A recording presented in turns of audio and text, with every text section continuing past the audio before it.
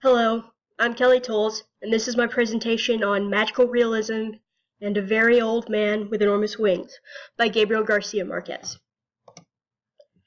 Upon first reading about magical realism, it seemed contradictory. The elements of realism and fantasy don't really seem to go together. But after reading the short stories, I realized that magical realism isn't putting fantastic elements into realism or realistic elements into fantasy, but instead a fusion of the two genres that creates something completely new. The story of Very Old Man with Enormous Wings begins as a normal realistic story. The character Peleo's child is sick, and Peleo has to cross the courtyard in the rain to throw the crabs that had gotten into the house back into the sea. It's at this point that the magical elements begin to appear in the writing. Specifically, Peleo first sees the old man with the enormous wings. He had to go very close to see that it was an old man, a very old man, lying face down in the mud, who in spite of his tremendous efforts couldn't get up, impeded by his enormous wings. He was dressed like a rag picker.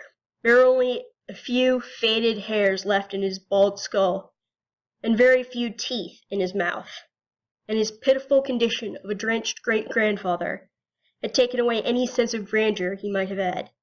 His huge buzzard wings, dirty and half-plucked, were forever entangled in the mud.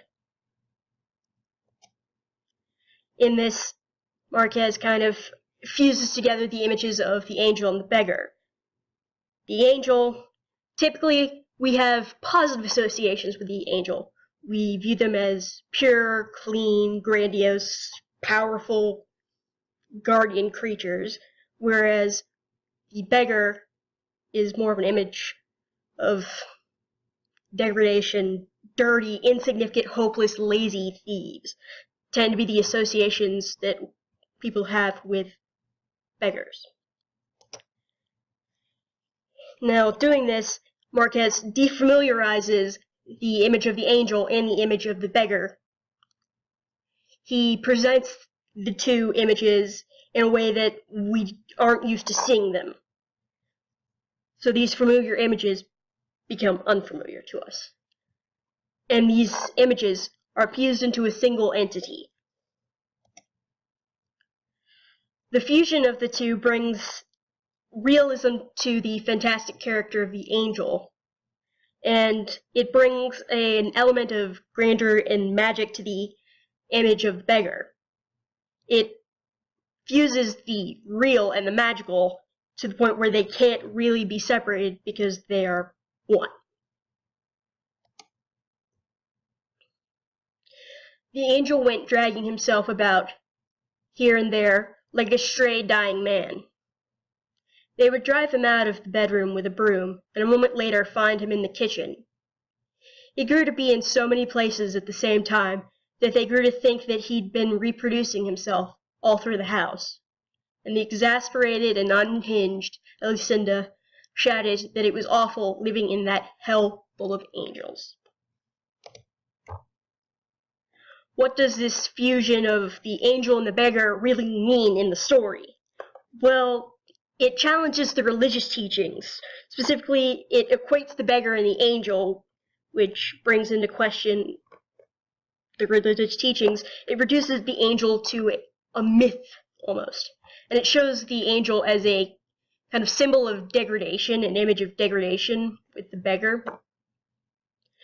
And Elisenda's comment about living in a hell full of angels takes the kind of holy image of the angel and makes it into something sinister.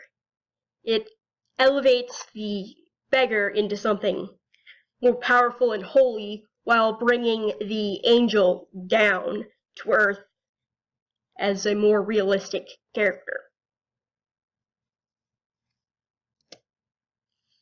So, in conclusion, what does this mean?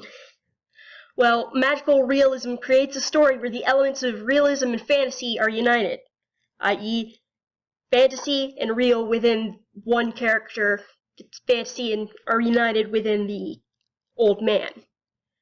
Cannot be pulled apart. The union of the two seemingly opposite genres reflects the unique and culture and way of life of Latin America. The conflicting genres create a new and unique genre, just as the conflicting influences and beliefs in Latin America create a unique culture. Thank you for your time. That's my presentation for you.